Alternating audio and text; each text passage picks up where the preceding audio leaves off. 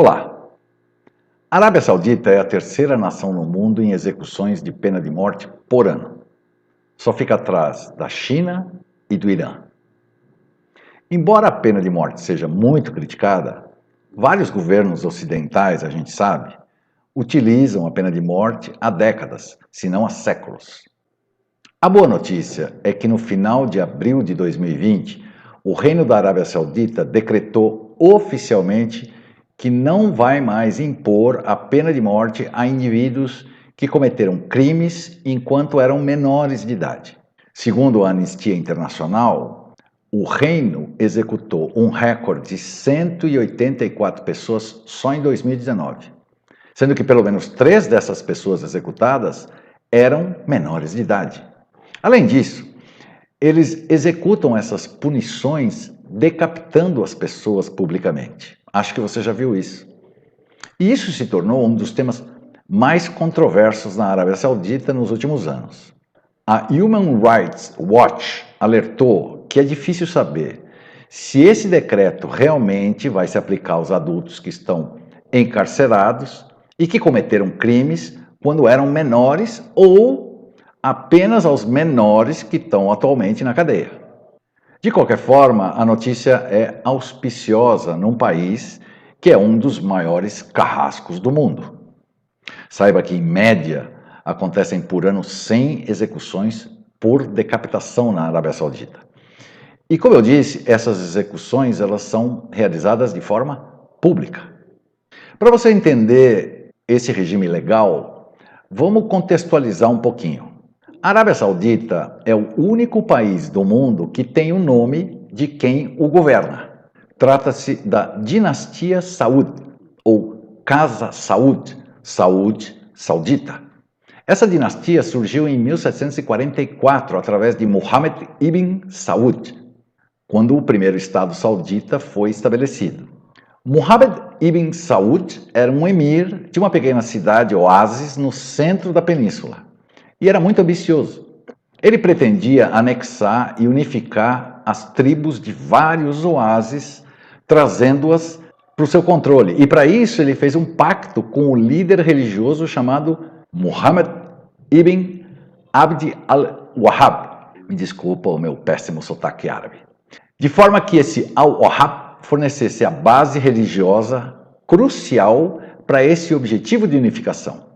O acordo previa que a Casa de Saud governaria o reino terrestre, mas a vida espiritual seria de domínio da severa doutrina islâmica de Al-Wahhab. Essa doutrina do Wahhab visava o retorno aos verdadeiros princípios do Islã. Era um movimento religioso ultraconservador, que é hoje conhecido como Wahhabismo, e baseado numa interpretação super austera do Alcorão e das tradições proféticas. E assim, juntos, a Casa de Saud na política e na guerra e o Wahhab e seus seguidores estabeleceram o primeiro Estado saudita. Mas esse Estado entrou em colapso 3 vezes e só depois da Primeira Guerra Mundial, entre 1924 e 1925, a família Ibn Saud, depois de invadir Meca e Medina, que são as 2 cidades mais sagradas do Islã, isso com a ajuda de combatentes wahhabis, restabeleceram definitivamente o Estado saudita para finalmente ser reconhecido como o Reino da Arábia Saudita em 1932. Desde então, a família real da Casa Saud vem se revezando e hereditariamente no poder, e o wahhabismo permanece conduzindo a religião islâmica. Em outras palavras, o wahhabismo dá legitimidade à Casa de Saud e a Casa de Saud protege e promove o wahhabismo. Os dois são inseparáveis, porque um apoia o outro e um depende do outro para sua sobrevivência. Isso acontece hoje da mesma forma que acontece desde o século XVIII. Bom, mas o que o sistema legal tem a ver com isso? Para entender, vamos falar um pouquinho sobre o wahhabismo. Os ensinamentos do teólogo e religioso Al-Wahhab eram caracterizados como puritanos e super tradicionais. Ele se posicionou claramente contra todas as inovações da fé islâmica que haviam na época dele, no século XVIII, porque ele acreditava que eram distorções da grandeza original do Islã. Segundo as suas ideias, o que ele via no islamismo no seu tempo só poderia ser superado se a comunidade islâmica se purificasse e voltasse aos princípios enunciados pelo profeta Maomé. Essa purificação contemplava, por exemplo, a expulsão do culto a um intermediário entre os fiéis e Alá, isto é, combatia o culto aos santos. Pois é, acredite, no século XVIII havia isso entre os muçulmanos, culto aos santos. Além disso, ele condenava o politeísmo simbólico, como o culto a estátuas, ídolos. Havia até a veneração a árvores e pedras. As doutrinas do Wahhab também ditavam o comportamento moral cotidiano, incluindo as regras para se vestir, condenava o uso de tabaco, do álcool e descrevia também a segregação que acontece até hoje e subordinação das mulheres. A severidade dessas regras tradicionais se preservou e isso ajudou a estabelecer a imagem da Arábia Saudita como a cidadela da pureza islâmica, reforçado pela existência das cidades sagradas de Meca e Medina dentro do seu território. Aliadas a esse puritanismo islâmico, as leis sauditas mantêm tradições penais dentro das quais as pessoas podem ser sentenciadas à morte, por exemplo, por adultério, por blasfêmia, ateísmo, roubo, sodomia, fornicação, feitiçaria. E essas execuções são feitas de forma pública e são muito comuns por lá, conforme a tradição. Além disso, existem penas por açoitamento, mutilação de membros e até crucificação, e que são cumpridas também de forma pública. Desgraçadamente, todo o sistema penal está em conformidade com o wahhabismo, que por sua vez é respaldado pela lei da Sharia, que é mais ou menos o conjunto de leis islâmicas baseadas no Alcorão e que são responsáveis por ditar as regras de comportamento dos muçulmanos. Ok, mas considerando que o wahhabismo é um movimento religioso islâmico criado no século XVIII, justifica-se ter hoje em dia tanta crueldade num sistema penal baseado em algo tão antigo? Aí é que está. Alguns teólogos e observadores afirmam que o wahhabismo nem chega a ser um fundamentalismo extremista e muito menos violento. O que ocorre é que na Arábia Saudita eles não separaram os ensinamentos e ações do Al-Wahhab de seu próprio tempo e lugar. Analogamente, um bom exemplo é a pena por apedrejamento que está no Torá dos judeus. Alguns dizem que é resultado da realidade da época em que ele foi escrito. Outros dizem que ser apedrejado é uma simbologia que deve ser interpretada num outro contexto. Enfim, mas tudo indica que no wahhabismo esse fenômeno também se repete. Porém, o governo o interpreta e o aplica literalmente, como foi escrito, só para atender aos seus interesses. No sistema educacional, por exemplo, as crianças aprendem o wahhabismo na escola desde muito cedo e aprendem também a atacar e odiar os infiéis, sobretudo os muçulmanos xiitas, os cristãos e os judeus, desejando-lhes a morte. Agora, olha a diferença. Os ensinamentos do Wahhab diziam que os infiéis eram todos os não muçulmanos e os muçulmanos que não seguissem o wahhabismo e que Deus os deveria castigar. Isso é bem diferente de atacar, odiar e desejar a morte de todo mundo que está fora da Arábia Saudita.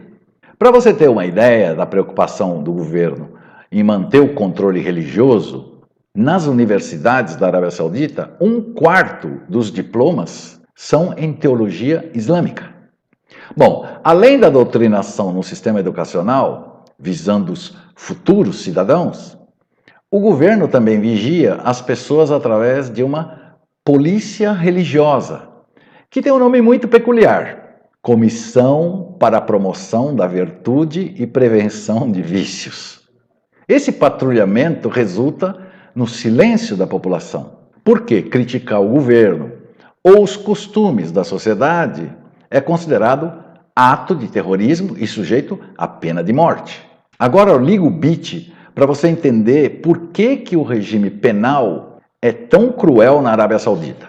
Sobretudo na década de 50, os governantes da Casa El Saud convocavam estudiosos islâmicos Wahhabi para fornecer legitimidade religiosa, à medida que aumentava o seu poder sobre as tribos rivais, visando o nacionalismo saudita.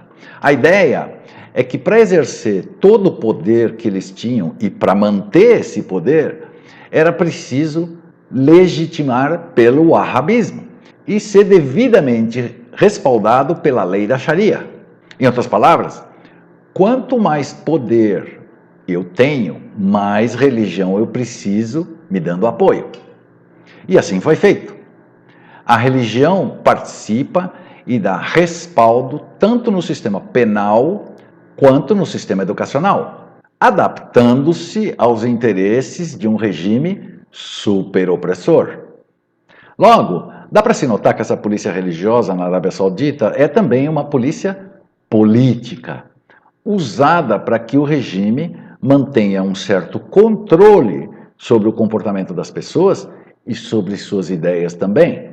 Portanto, obviamente, o que se observa é que tudo foi planejado e desenvolvido para proteger a família real. E isso desde o nascimento da nação em 1932. Sendo bem simplista, eu diria que o regime da Arábia Saudita parece com o da Coreia do Norte, só que ela é amiguinha do Ocidente. Mas isso não surpreende. A Arábia Saudita é o lar dos mais sagrados locais do Islã, mas também é o maior exportador de petróleo do mundo. O valor da sua estatal de petróleo é estimado em 10 trilhões de dólares. Ao mesmo tempo em que o puritanismo social islâmico existe, o comportamento da família real, que é estimada em 20 mil pessoas, sim senhor, 20 mil pessoas, é cada vez mais criticada e gerou sérios ressentimentos entre alguns sauditas chamados de neo-wahhabistas. Neo, como prefixo, quer dizer novo. Então são novos wahhabistas.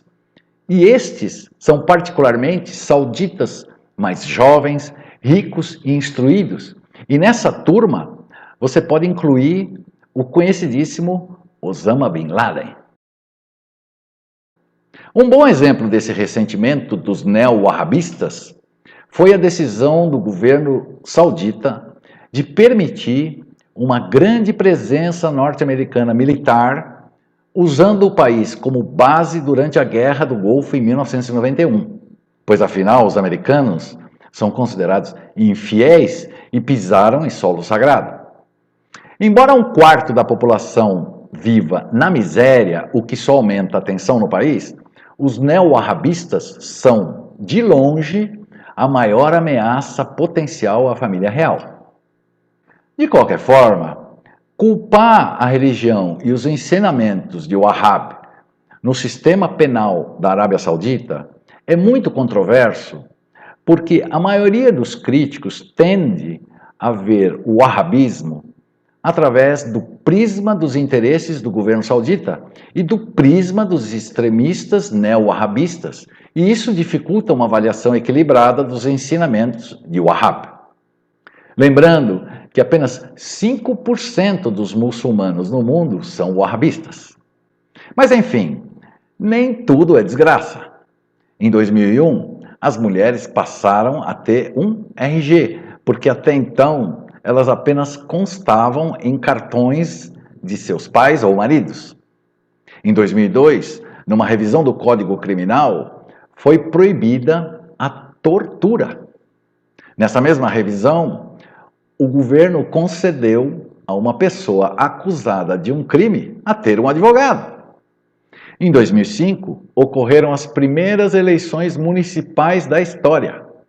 Embora as mulheres não tenham tido autorização para votar, nas eleições de 2015, as mulheres não só puderam votar, isso pela primeira vez, mas também concorreram, e 20 delas foram eleitas. Em 2018, as mulheres finalmente foram autorizadas a dirigir um automóvel. E em 2020, pelo menos até agora, menores de idade não poderão mais ser condenados à morte. Enfim, todos os observadores dizem que o caminho ainda é muito longo na Arábia Saudita. Mas a notícia não deixa de ser boa. Tchau!